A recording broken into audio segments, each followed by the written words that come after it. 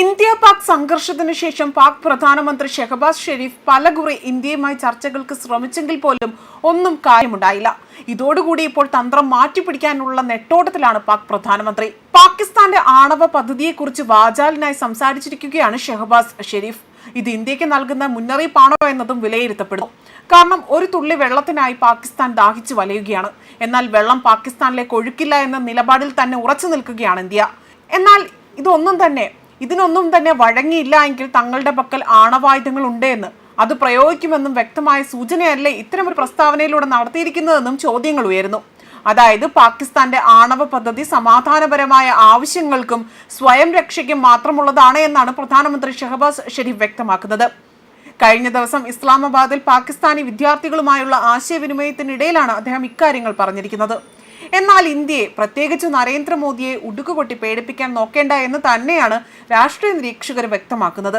അതുപോലെ പാകിസ്ഥാൻ ഒന്ന് പതുങ്ങിയിരുന്നു കൊണ്ട് ഇരട്ടി ശക്തിയിൽ തന്നെ ഇന്ത്യയെ ആക്രമിക്കാനുള്ള തന്ത്രവുമായി കുതിച്ചു ചാടാനാണോ ഇക്കാര്യങ്ങളൊക്കെ തന്നെ ഇപ്പോൾ സൂചിപ്പിക്കുന്നതെന്നും വിലയിരുത്തപ്പെടുന്നു.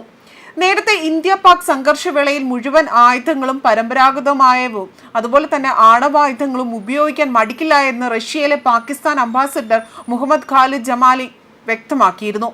അതായത് വാർത്താ ഏജൻസിയായ റോയിറ്റേഴ്സിനോടായിരുന്നു ഇക്കാര്യങ്ങൾ വ്യക്തമാക്കിയത്. ഈ നിലപാട് തീർത്തും വിരുദ്ധമായ പ്രസ്താവനയാണ് ഇപ്പോൾ ഷെഹബാസ് ഷെരീഫിൽ നിന്നുണ്ടായിരിക്കുന്നതെന്നാണ് മറ്റൊരു വസ്തുത. ഇന്ത്യയുമായി ഉണ്ടായ 4 ദിവസത്തെ സംഘർഷത്തിൽ 55 പാക് സൈനികർ കൊല്ലപ്പെട്ടിട്ടുണ്ടെന്നും രാജ്യം മുഴുവൻ ശക്തിയും ഉപയോഗിച്ചതുകൊണ്ട് തന്നെ തിരിച്ചടിക്കുമെന്നും ഷെഹബാസ് ഷെരീഫ് പറയുകയും ചെയ്തിരുന്നു.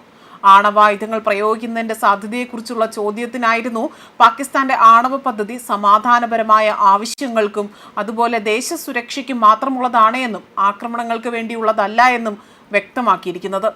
പഹൽഗാം ഭീകരാക്രമണത്തിന് പിന്നാലെ തന്നെ സിന്ധു നദീജല കരാർ മരവിപ്പിക്കാൻ ഇന്ത്യ തീരുമാനമെടുത്തിരുന്നു. ഇതിന് പിന്നാലെയായിരുന്നു നേരത്തെ മുഹമ്മദ് ഖാലിദ് ജമാലിയുടെ പ്രതികരണം വന്നതും. പാകിസ്ഥാനിലേക്കുള്ള ജലമൊഴുക്ക് തടയണോ, നിയന്ത്രിക്കണോ, അല്ലെങ്കിൽ വഴിതിരിച്ചു വിടണോ, അല്ലെങ്കിൽ അതിനാണോ ശ്രമിക്കുന്നതും യുദ്ധം തന്നെയാകും അതിനോടുള്ള പോംവഴിയെന്നും ശക്തിയും ഉപയോഗിച്ച് അതിൽ പ്രതികരിക്കുമെന്നുമായിരുന്നു അയാൾ പറഞ്ഞതും. അതുപോലെ സംഘർഷ സാഹചര്യത്തിൽ പാകിസ്ഥാൻ ആണവായുധങ്ങൾ പ്രയോഗിച്ചേക്കാമെന്ന സൂചനയും ഈ പ്രസ്താവന വിലയിരുത്തപ്പെടുന്നുണ്ട്. അതേസമയം ഭീകരതയ്ക്ക് എതിരായ പോരാട്ടത്തിനിടെ ഒരു ആണവ ബ്ലാക്ക്മെയിലിംഗും ഇന്ത്യ ക്ഷമിക്കില്ല എന്ന് മെയ് 13 അന്ന് തന്നെ പ്രധാനമന്ത്രി നരേന്ദ്രമോദി വ്യക്തമാക്കിയതുമാണ്.